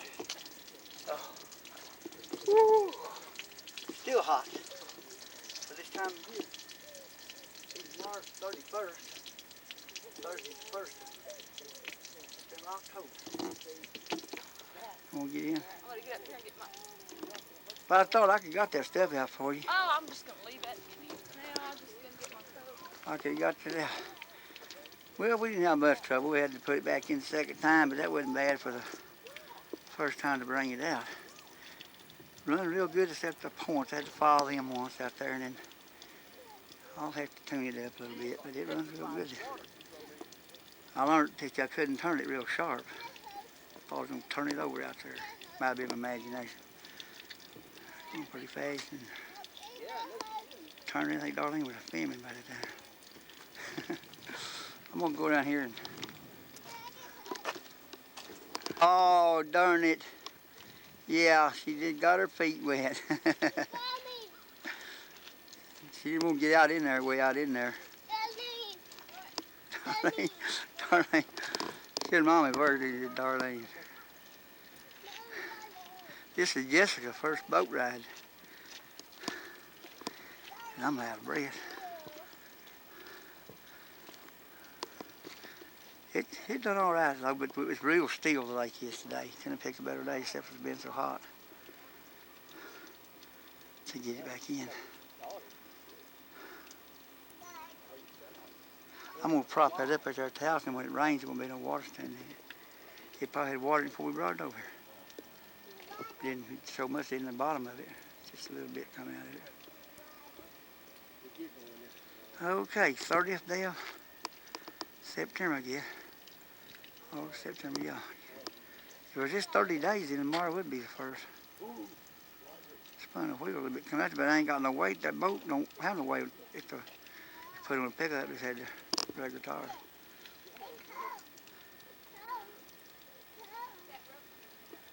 Put me some snow grip tires for next year if I put it in out much. Okay, Lake Texoma, 4:34. Headed backwards home. That's where people come to bring their families on weekends. The kids get out there and swim. It's real pretty out in there. They got them big old deals, whatever you call them out there. That's where everybody swims out in that area right in there. Seen a lot of kids out there swimming. grown-ups too. Ain't nobody here today, being Tuesday. Where you at, hon? Mommy, Huh? my mommy's supposed to blow. Yeah. Mommy blow. Did you like going in the boat? No, Yes? mommy blow. Mommy boat? Okay. By the time Tammy Wynette walked into George's life, she was already an established star. Something warm to cling to when it's a cold and lonely. Stand by your man. 1968 was the year of Tammy's greatest success, and George had suddenly taken more than a passing fancy to her. Tammy is also locked into an unhappy marriage. One night, George accepts a dinner invitation from Tammy and her husband. Like a white knight on his charger, George Jones sweeps Tammy up and carries her off. So I went over there and I had a few drinks and he called her a bad name and I called him down on it and turned his table upside down. It's a wonder he had to kill me. When they left the house that night together, a relationship began that would be the talk of the country music community for years to come. As a couple, they were inseparable, and George pays out an exorbitant sum of money to his own record company so that he can break his contract and record with Tammy and her producer Billy Sherrill on the CBS label. Despite a shaky start, George and Billy's relationship will far outlast George and Tammy's. We were both scared to death. I was scared of him. He said he was scared of me. Until I got used, to know Billy, and Billy got to know me, and he got to know my feelings that I wanted to do strictly country arrangements, and really do the what they call today true country or hardcore country. I think all I did was change the instrumentation around him. I don't think he's ever changed at all.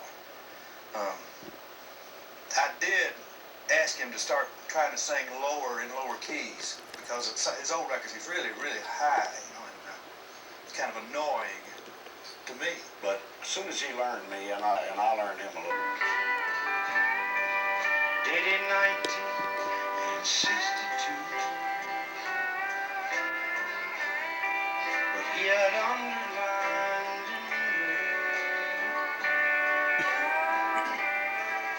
every single high line. I went to see my friend today. Oh, but I didn't see no tears. All dressed up to go away. First time I'd see him smile on you. He stopped loving her. They placed the wreath upon his door. Soon they'll carry him away. He stopped loving her today.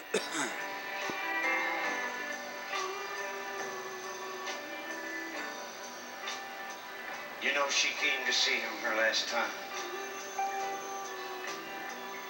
Oh, and we all wondered if she would. And it kept running through my mind. Well, this time, he's over her for good. He stopped loving her today. It placed the wreath upon his door. Soon they'll carry him away.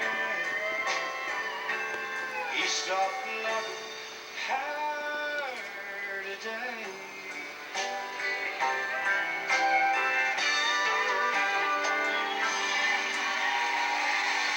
The last word John said that he stopped loving today was, "Nobody will buy that morbid son of a..." Pick up that other. Okay, go ahead and. I thought I had it on record all the time, had it on pause.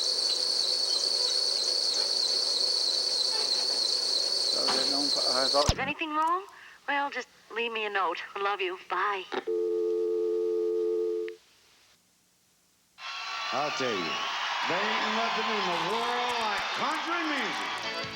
Stay tuned after this program for an exciting preview of other great authorized video biographies of America's favorite country music performers.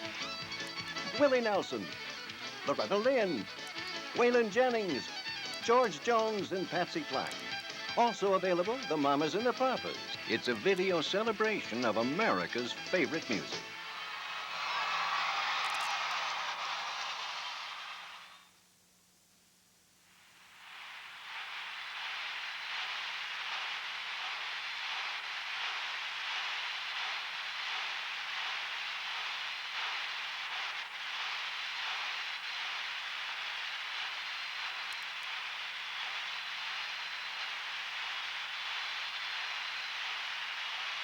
Well, I feel tears welling up, cold and deep inside like my heart's from a big break. And the sky up blown and it's your purple. I may never shake. Well, you might say that I was taking it hard when you wrote me over the call. But don't you wager that I'll hide the sorrow when I'm in lay right down and bawl. Well, the race is on. Here comes pride up the backstretch. Heartaches are going to the inside. My tears are holding back. They're trying not to fall. My heart's out of the running. Too much stress for another's sake. The race is on. It looks like Hardy. And the winner loses all. People ask me, who is my favorite country artist? And I say, you mean besides George Jones? If we could all sound like we wanted to, it would all sound like George Jones. It's almost like he's lived every minute of every word that he sings, and there's very few people that can do that. It was always Jones that seemed to get the message across just exactly right. Man, he stole everybody's heart. He stole my heart. One day I ventured in love, never once suspecting what the final results would be. How I live in fear of never waking up each morning thinking that you're gone from me. Well, there's aching and pain in my heart, for the day was the one that I hated to face. Somebody new came up to win her. I wound up in a 14th place. George put so much emotion, so much feeling into his songs that, and that's what it's all about. I would give anything if I could sing like George Jones. He touches an emotion like few other people in this business have ever touched, or I think ever will touch. He can still stroll out on the stage, strap on that guitar and start singing and knock you right out of your seat. Hey, hey, hey. Win is losing is all.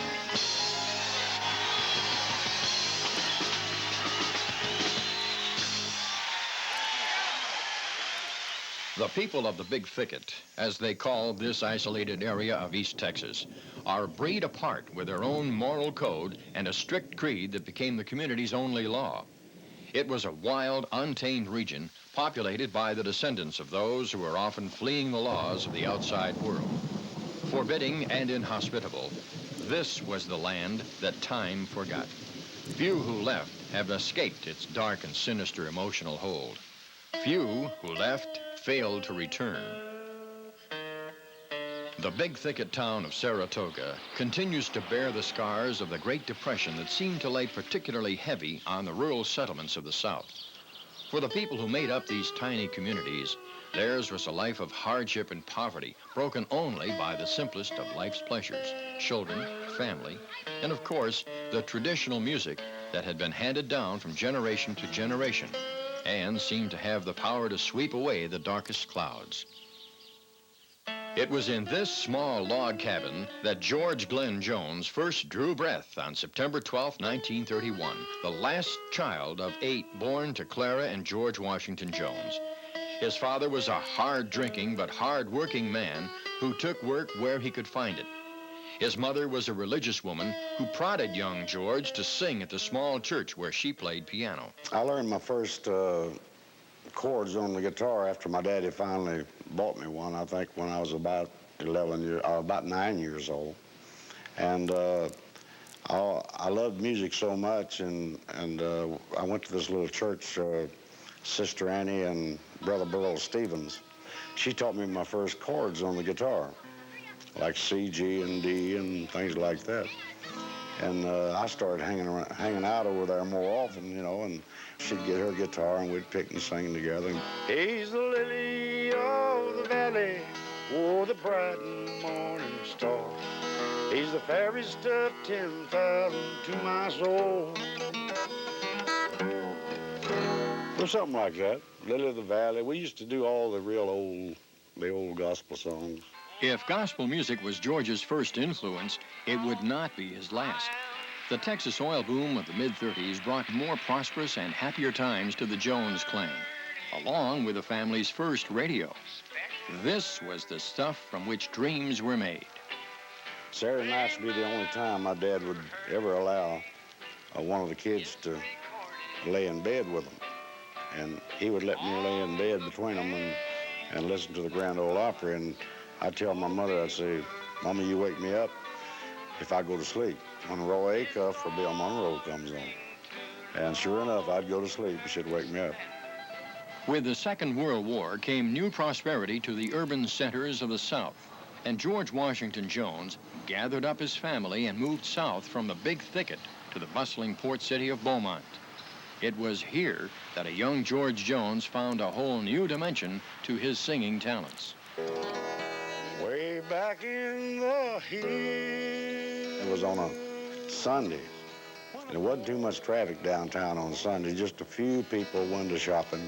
I was just sitting there playing my guitar, Precious Jewel and Wabash Cannonball and all them things like that. Finally, a little handful of people would stop and gather and just listen since they didn't have anything else to do, you know. I wound up leaving there with about $27.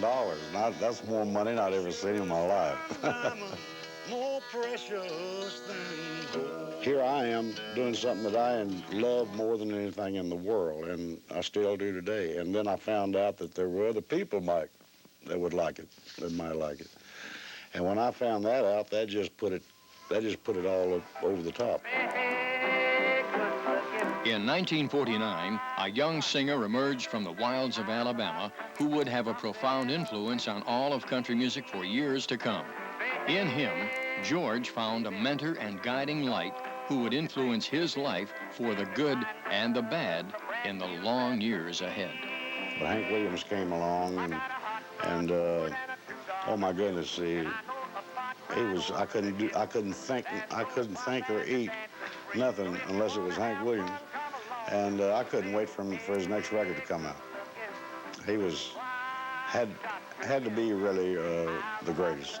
By the time George was in his late teens, he had already begun his journey up the long, lost highway that Hank Williams had paved, living the lifestyle that would soon take its final toll on Hank. In May of 1949, George actually met his idol when Hank came through Beaumont to promote his latest single. It was a moment George would never forget. A year later, George met and married his first wife, Dorothy. In no less time than it took for Dorothy to get pregnant, they had separated. For George, it was time to find work of a more secure nature. I had my first daughter by my first wife, and to be honest with you, that was the main reason I went to service, because I couldn't pay my child support. Even though it's the height of the Korean War, the only action George will see during his 2-year stint is in the bars and beer halls of San Jose, California, where he appears as Little Georgie Jones, the Forester Hill Flash. I came in off of Liberty, and my friend next to me on the bunk next to me came up within 5 minutes after I came in. I had just got my clothes off to lay down, and he brought in the morning paper and showed it to me, and I laid there the rest of the morning just bawled, you know, and it just broke my heart, you know, because the Lord, he was just everything as far as I was concerned. Sad news to begin this New Year's Day. Hank Williams was found dead this morning in the back seat of his Cadillac while on the way to a performance in Canton, Ohio. His death has been attributed to a heart attack. from excessive drinking. A tragic start to 1953.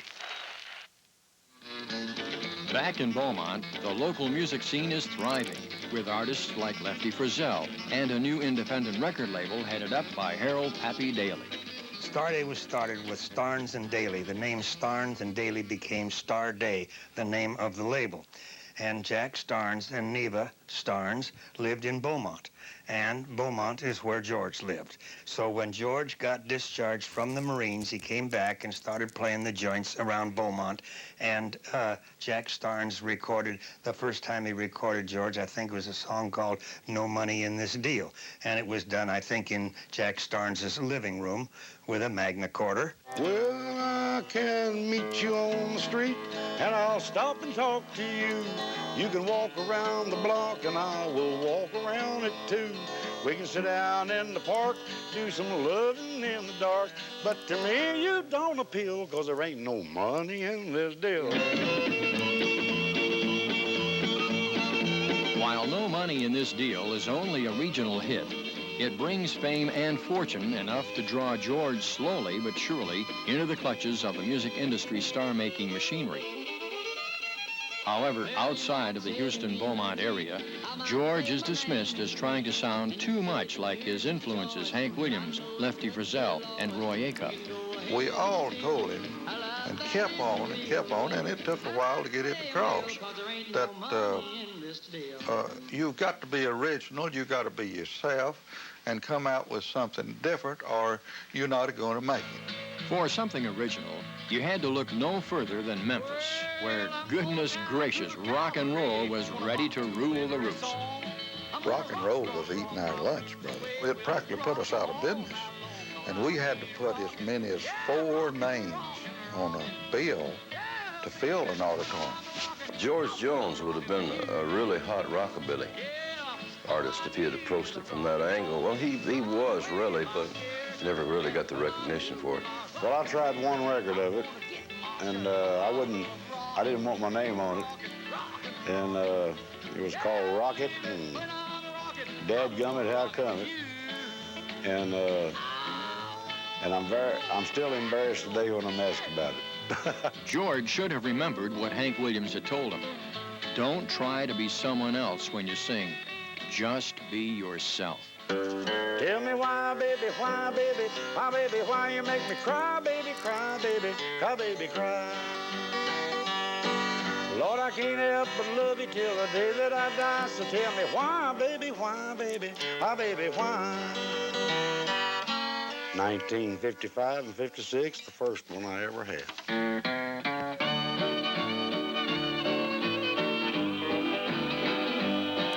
Tell me why, baby, why you make me cry, baby, cry, cry. I can't help but love you till the day that I die. So tell me why, baby, why? As George's record sales increased and his popularity grew, the road began to beckon as he was becoming increasingly more in demand as a concert performer. In the South, all roads led to Shreveport, and George was soon on the bill of the prestigious Louisiana Hayride, the grooming ground for Nashville-bound performers. It was on the Hayride that George Jones met and played with Elvis Presley and Johnny Cash. We became friends the first night we worked together. He was that kind of man. Felt like I'd known him all my life. About the second time that I saw him there, he invited me to go home and spend the weekend with him in Beaumont. So we left Shreveport and went from Shreveport to Beaumont after the hayride that night. And I remember the songs we sang and the things George was into. George had an attitude about life and about things like that that was awfully unburdening. Be depressed or down about the night we just passed together, and he'd come up with a joke about it, you know, and laugh about how bad he felt. And I guess George is one of the first people I ever learned from to laugh through my pain, and especially if that pain is self-inflicted. Don't take yourself serious, you know. Back in those days, George, you couldn't tell what that little bastard's liable to do. He got out in West Texas, and he got in a scrape out there, and they threw him in the cooler for overnight, and Pappy Daly had to get him out and brought him over to Houston, and George was needing some work and needing some money, and he got him a gig for $2,500 bucks, I believe it was. So George did the gig and then got on a party and came in to see Pappy the next day and needing some money. And Pappy said, well, George, you just made $2,500, but I talked to some of the guys you were partying with, and they said you went and flushed it down the toilet. He says, Pappy, that's a damn lie. It wasn't but $1,200. More important than money to George was the chance of a lifetime to appear on the Grand Ole Opry in Nashville's Ryman Auditorium. Well, that name, Grand Ole Opry, means so very much. It's so much prestige to it. When we were coming along, me, George Jones, at that period, the Grand Ole Opry was like Hollywood to the actor. And once you reached the Grand Ole Opry, you were well on your way. I was just so nervous. This was the biggest thing that could ever happen to anybody in the world. And I was just shaking. I mean, just truly shaking all over. And Dickens and Morgan was trying to calm me down. And they wasn't going to let me play my guitar because I didn't belong to the local here. But one or the other, poked that guitar right in my hand and said, here, we'll take responsibility. You just get on the stage. Friends and neighbors, a big Grand Ole Opry welcome for his first appearance on this stage. Let's hear it for George Jones. Oh, you said you was my baby. Now I know that you're my baby, but it seems to me that you've got roving eyes. If you want to be I went out to do what I thought was a big hit at the time, you know. You Gotta Be My Baby, I think it was. And I thought I was doing pretty good, you know, and I was waiting for him to give me a hand, and I got a little class, you know. Well, I said, well, I'm glad to be off there anyhow. Hi out there, and welcome to the Ozark Mountains of Missouri. We're about to have another country music jubilee starring Red Foley. A young recording star that a lot of you folks have been kind of sort of nudging us along to get on our show is here with us tonight. A nice welcome, please, for George Jones. George, where are you? Huh? Oh, here you are. Mr. Red, thank you very much. George, you're really plowing a real wide furrow in this business these days for a fellow so young. But right now, let's hear one of those tunes that you wrote and sort of kept for yourself instead of writing and letting somebody else record all your songs. One you have on Mercury Records now. What's the name of it, Red? That's, I expect you're talking about the one called Into My Arms Again, Red. That's it, boy. As the decade drew to a close, there was a change in George. His voice had grown deeper, and his vocal style had matured and become distinctly his own. The music from the honky-tonk, the lonely songs they play, coming through my window, 'cause I live not far away.